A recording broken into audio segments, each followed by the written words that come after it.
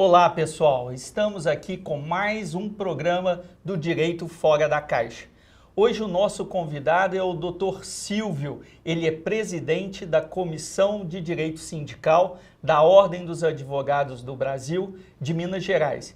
É um imenso prazer tê-lo aqui conosco, Dr. Silvio, num tema tão importante, tão relevante, que é esse turbilhão de mudanças que está aí ocorrendo no mundo sindical. Muito obrigado pela presença. Sou eu quem agradece, em nome da Comissão de Direito Sindical, de você abrir esse espaço para a gente, a Emerson o promove, porque é muito importante a gente debater essas questões agora, que o Brasil precisa de pacificação e de reencontrar o caminho do diálogo. Exatamente, né, doutor Silvio? A gente vê que muitas coisas foram alteradas desde a reforma trabalhista. E o movimento sindical, os sindicatos, tanto os patronais quanto os de empregados, estão numa busca de uma reinvenção, de um reposicionamento. O que o senhor pode falar conosco a respeito disso? Essas reformas, né? Nós estamos indo para a quarta onda de reformas trabalhistas, elas tiveram uma coisa que foi muito negativa. Teve coisas boas também, óbvio. Então, a primeira proposta de reformulação que atinge o mundo sindical era a extinção do imposto sindical, a contribuição sindical obrigatória, que é um dia de salário por ano, ou um percentual do capital social Sim. do empregador, que era descontado compulsoriamente em março, né, recolhido aos cofres das entidades sindicais representativas. Era uma coisa antiga do sistema corporativista da CLT, né, que tinha resistido à reforma constitucional de 88. Isso foi preservado. E é bom que acabe, porque esse tributo acabava sendo um financiamento do Estado aos sindicatos, que produzia, é verdade, uma série de programas muito benéficos nos sindicatos todos, tanto patronais quanto profissionais, mas que também criava a figura do sindicato de burras cheias e assembleias vazias. Sindicatos de papel, sindicatos absolutamente inoperantes, não é? Eles não tinham que prestar conta para ninguém, não precisavam ter legitimidade, porque basta ter a inscrição e a unicidade que eles recebiam dinheiro público. No entanto, a reforma tem algo de muito negativo, porque o senhor veja bem, teve algum debate em torno da reforma, a primeira onda de reforma, que foi a alteração propriamente da CLT. E ali, o que se propôs de início foi que alterassem alguns dispositivos, não lembro exatamente quantos, mas eram 6 páginas mais ou menos de alteração da CLT. Então, aquele grupo de dispositivos foi muito debatido, teve algumas audiências públicas. Acho ainda que o debate foi pequeno em vista do impacto que aqueles dispositivos tinham, mas veja bem, 3 dias antes da votação, o relator apresenta não esqueci o nome aqui agora, mas uma alternativa, uma emenda ao projeto original, que alterava para 150 dispositivos. A CLT foi toda alterada. E essa modificação, 3 dias antes da aprovação, não teve nenhum diálogo a respeito dele. Sim. O mundo trabalhista recebeu isso no susto, não é? E isso não se pode negar que é absolutamente antidemocrático, porque um dos princípios da democracia é o diálogo e o contraditório. E a verdade é que a reforma foi enfiada a goela abaixo. Isso é muito ruim, porque veja você, muitos direitos foram perdidos ou foram mitigados. Então, se ampliou a possibilidade de compensar as horas extras, permitiu-se acordos individuais fora da fiscalização sindical, isso podendo promover concorrência desleal entre empresas.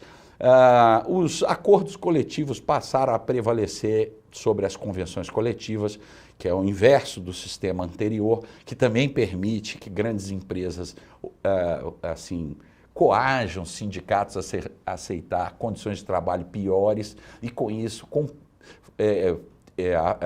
atuem no mercado de forma muito desleal e desigual com pequenos empresários que não têm a mesma força sobre os sindicatos. Sim. O doutor Silvio, o senhor falando dessa forma, indica que houve realmente uma verdadeira revolução na organização sindical e na própria existência.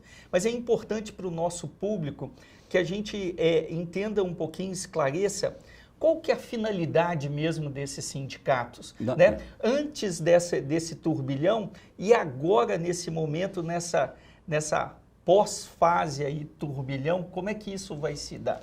Pois é, eu acho que essa que é a pergunta essencial, né? O que é o sindicato e a quem ele pertence? E eu falo sempre para os jovens, principalmente, que é muito importante que a gente leve isso para os jovens, porque os jovens hoje em dia têm uma péssima ideia do que é um sindicato e totalmente equivocada. Veja, Emerson, o sindicato nada mais é que uma agremiação, uma associação de empresários ou de trabalhadores com atividades semelhantes, né, assemelhadas, para lutar sobre melhores condições de trabalho ou produção.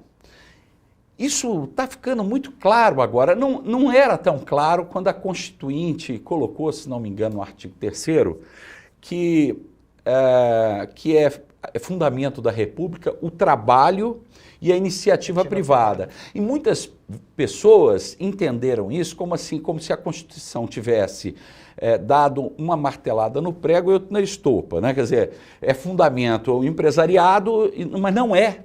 Não é isso que a Constituição diz. A Constituição está dizendo, de forma muito clara, que é fundamento da República o trabalho em sentido antropológico. Então, ele diz o seguinte, quando o capital trabalha, se chama iniciativa privada. Quando o homem trabalha, se chama trabalho ou subordinado ou autônomo. Essa aqui é a verdade.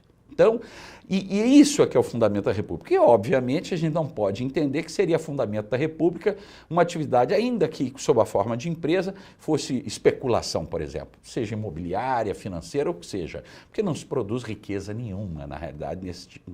Mas quando é o capital gerando riqueza, trabalhando, não é? É trabalho também, né? Então, o sindicato permite que, num momento desse de reformas, muitas delas necessárias, inclusive trabalhista, tem muitas, porque, veja bem, o mundo do trabalho mudou demais. Se o senhor imaginar que agora pessoas trabalham intermediadas por aplicativos, não é? Coisa que a gente, 30 anos atrás, nem imaginaria que ia conhecer, porque hoje, por exemplo, um smartphone, ele é um equipamento que ele supera em muito a ficção científica. Na nossa infância, a gente via lá na Jornada nas Estrelas os tripulantes da Enterprise comunicando com o intercomunicador. Aquilo hoje... Aquele bug, link. Só falava. Hoje a gente, através de um aplicativo, num smartphone, a gente fala e vê a imagem de uma pessoa que está do outro lado do planeta, quer dizer, muito mais poderoso que o intercomunicador da Enterprise, que no máximo falava com uma nave em órbita da Terra, em órbita do planeta, né? Então, assim, e esse aplicativo, esse equipamento, smartphone, ele tira foto, ele manda foto, ele interage nas redes sociais. E até liga, né? E até faz o telefonema também. Então, e o trabalho está absolutamente afetado por isso. Tem um professor, desembargador do TRT da Terceira Região, que escreveu e escreve muito sobre o que está sendo chamado pela doutrina de tecnologia disruptiva, que é justamente essa tecnologia que ela rompe com os laços do passado e cria um mundo novo. E aí o senhor me surpreende em duas questões que eu acho importantes a gente até colocar aqui. Uma expressão que está sendo utilizada, que é a uberização do trabalho, do trabalhador, Sim. né? E que, para mim, nesse cenário todo que a gente está olhando com essas plataformas digitais, é a ausência de um sindicato. É a ausência da união de uma classe representada para que possa realmente se defender esses direitos. Porque quando a gente vai à Constituição Federal, tem lá que o emprego será protegido face à automação. Exato. E a gente está, por exemplo, eu estava vendo o embate dos sindicatos das empresas de transporte com o sindicato dos cobradores e motoristas, né? Na questão da bilhetagem eletrônica, da retirada de trocadores e tudo mais. E eu vejo isso realmente como a essência do sindicato está justamente na defesa e na discussão, na negociação dessas forças, né? Tanto do trabalho quanto do capital. Outra coisa que as reformas trouxeram, que é muito interessante, é o seguinte, que hoje os acordos coletivos, as normas ajustadas em acordos e convenções coletivas, elas sobrepõem a legislação. Então, se o empresário ele ajustar com um trabalhador, ele pode criar uma regra que gera um direito acima do que a lei tinha previsto, ou mitigar um direito que a lei previu em troca de outro, né? Que em princípio teria que ter essa concessão recíproca, né? Então é um poder imenso. Veja o senhor que os sindicatos então eles têm um poder legislativo praticamente, né? Eles geram norma heterônoma, não é? Para a categoria toda. No entanto, com o fim da contribuição sindical e justamente com a falta de entendimento de que serve um sindicato, a maioria dos empresários e dos jovens empresários, empregados e jovens empregados principalmente, porque os jovens, como eu disse, não estão nem aí para essas questões sindicais, eles não se afiliam aos sindicatos. Né? Os sindicatos também não se prepararam, não criaram, por exemplo, aplicativos para interagir com o que seria, abre aspas, a clientela dele, fecha aspas, né? E justamente os representados. E agora, justamente é isso, o sindicato tem que começar a pensar em proteger essa nova massa de prestadores de serviço que está completamente abandonada. Não tem regulamentação, quando tem a regulamentação foi imposta muitas vezes por uma empresa sediada fora do país, às vezes fora do continente, não é? Ele não tem contato nenhum com os trabalhadores, não tem interesse de negociar nada e tal. Então, justamente isso. Agora, o que é problema é que o sindicato tem esse poder todo, tem esse desafio todo, mas ele não tem como se manter. Porque o fim da contribuição sindical, reitero, que eu acho que foi uma coisa boa, ela foi abrupta. Sim. Esse é que é o problema. Então, foi aquela história do firma na brocha que vamos tirar a escada. Sim. Então, o senhor pensa bem, não estou falando só de sindicato pequeno, não, de trabalhador, porque a gente sindicato dos trabalhadores rurais, de Agirita, sei lá. Não, você pensa numa Fiesp que tem uma despesa imensa com aluguéis, com salários e tal, a FIENG e tudo. Não tem mais contribuição sindical. Uhum. Uma que eu cheguei a trabalhar nela, patronal, a FAENG, por exemplo, tem um trabalho assim muito efetivo na defesa do produtor rural mineiro, né? Muito mesmo, assim, muito moderna a entidade. Como é que ela vai tocar? Então, é um outro desafio também, é que essas entidades, primeiro, é que elas agora cativem, no sentido mais profundo da palavra cativar, os seus representados, para que eles não batam asas e voam. Eles vão ter que agora aceitar fazer uma contribuição espontânea mensal. Sim, é um novo relacionamento, né, doutor? Exato. Que surge nisso. E eu queria perguntar para o senhor o seguinte, esse número de sindicatos que existem hoje, existe vamos dizer assim, uma posição que o Brasil tem excesso de sindicatos. O que o senhor acha disso? Não, pois é, não acho que tem excesso não, porque na realidade o sistema que existia antes propiciava a proliferação, né? Então não tem excesso, não tem, era próprio do sistema. Com o novo sistema a tendência vai ser os sindicatos fantasmas desaparecerem, porque esses foram criados só para arrecadar a contribuição, Sim. então eles devem acabar. Alguns dos que foram criados como fantasma, mas no curso do tempo, porque nada é ruim para sempre, como nada é bom para sempre também. Eles acabaram ganhando legitimidade, ganhando suporte, aprendendo a andar com as próprias pernas, e estão aí hoje prestando um serviço interessante à coletividade. Isso é bom que se diga, porque ninguém é santo, não. Essa ideia, agora, moralismo, tem muita coisa que começou errada e depois evoluiu para uma coisa positiva. Não é chover, por exemplo, para dizer um clássico, Adam Smith, quando ele fala pela primeira vez de associação de empresários, ele fala muito mal, fala que isso é uma quadrilha. Entendeu? Que só se reúnem para causar dano à sociedade e à economia. Isso não é verdade quando você vê, por exemplo, o caso de uma FAEM, de uma CNA, de uma Fiesp, as centrais sindicais no Brasil, a grande parte, a CUT, por exemplo, já produziu coisas muito importantes. Sim. Inclusive, ela que começou essa discussão do fim da contribuição sindical. A CUT, é que propôs o fim da unicidade. Ela agora, recentemente, discutiu isso porque a coisa foi abrupta. Né? Mas assim, o fato é que a tendência agora é reduzir fusão, sindicatos estaduais, porque inclusive eu falei no início o que é o sindicato é, de fato, uma agremiação de empresários ou trabalhadores com fins comuns e interesses comuns. Mas com um aspecto interessante, é que o sindicato, ele tem poderes colocados na Constituição da República que nenhuma associação tem.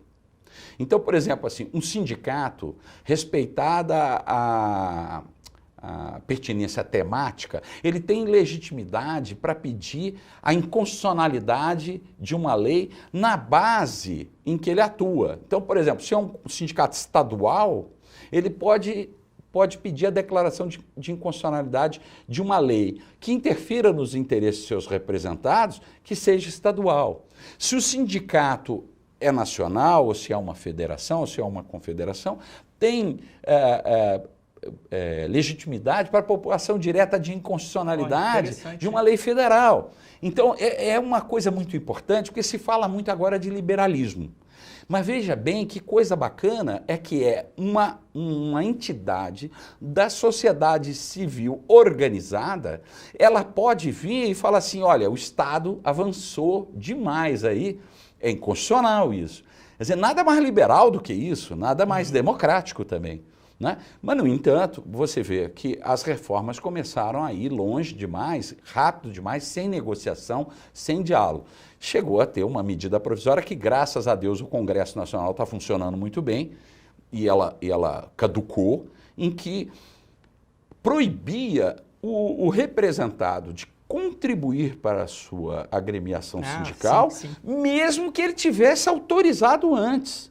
Não, mas já tem. Eu interpus impetrei mandados de segurança, mas, Excelência, a categoria está organizada há mais de 20 anos, o sindicato tem 70% de filiação na base, os caras são filiados mesmo, foram lá, se inscreveram no sindicato, autorizaram a contribuição mensal. E tem autorização escrita, porque assim que o cara assinava a ficha de filiação, ele assinava também a autorização de desconto na folha.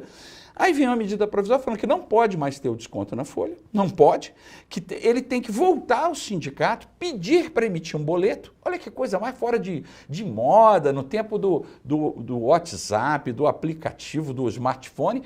E aí é ter que enfrentar uma fila bancária. O senhor imagina o terror que é isso para um sindicato rural, por exemplo? Exatamente. Não é? Então, mostra que, na realidade, a fúria contra o movimento sindical, patronal e operário, ela foi além do reformismo, por exemplo. Há realmente uma caça às bruxas. E isso a sociedade civil organizada tem que reagir. Porque é natural, viu? Não estou achando que qualquer dignitário de Estado ele tem essa tendência de expandir seu poder. Se a sociedade permite, o Estado vai assumindo as funções. Agorinha mesmo estão dando ordem dentro da casa da gente, no nosso quintal e etc. Mas o mais importante que eu vejo é que são extremamente importantes as instituições sindicais, principalmente no momento em que toda a base das relações trabalhistas está sendo revista, reposicionada, inclusive em função dos novos postos de trabalho que surgirão, das novas profissões, das profissões que estão acabando, né? Dessa intermediação da tecnologia. E nesse cenário, o que o senhor vê como sindicato do futuro?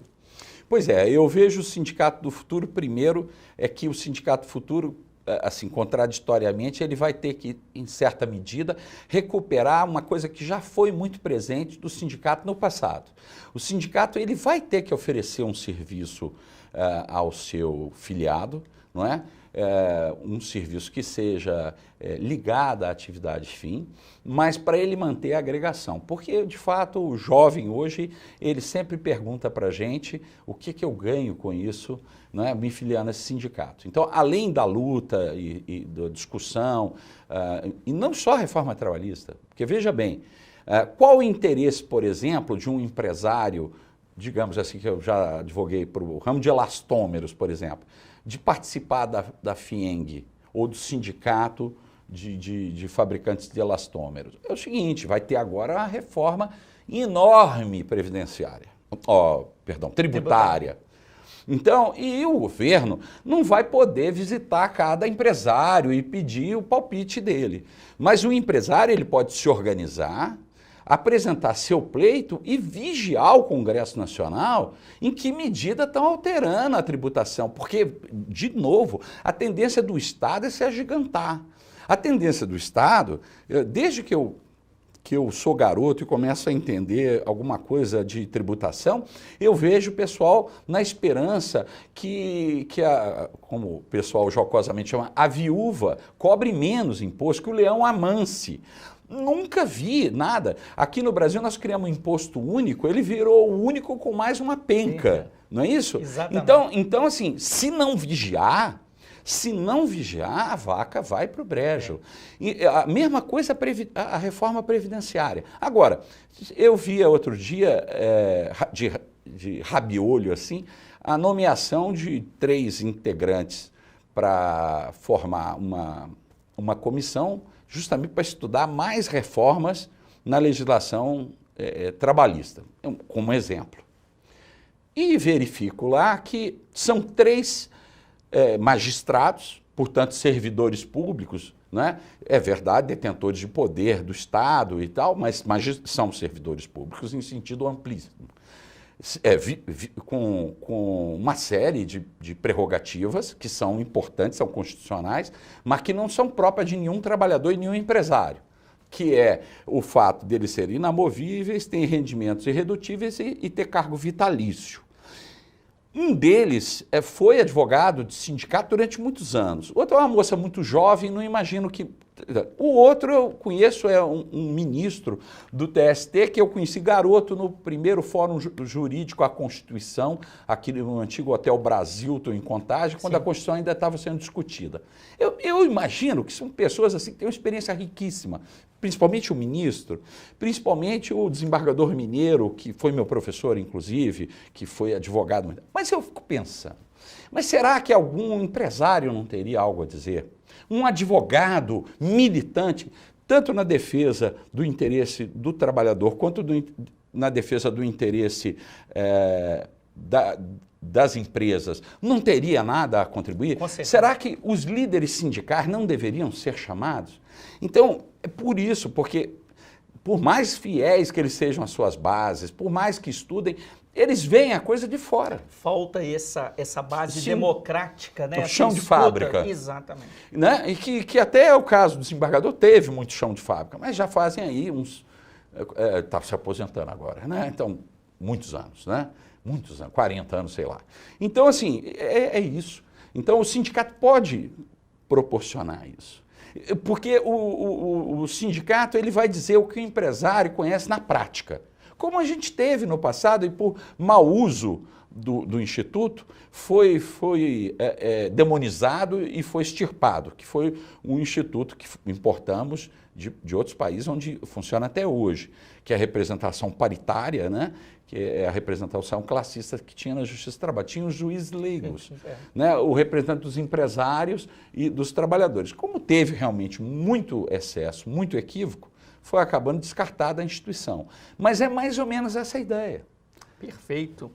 O doutor Silvio, eu agradeço muito a presença do senhor, foi muito elucidante, principalmente nesse momento em que a gente está nessas discussões.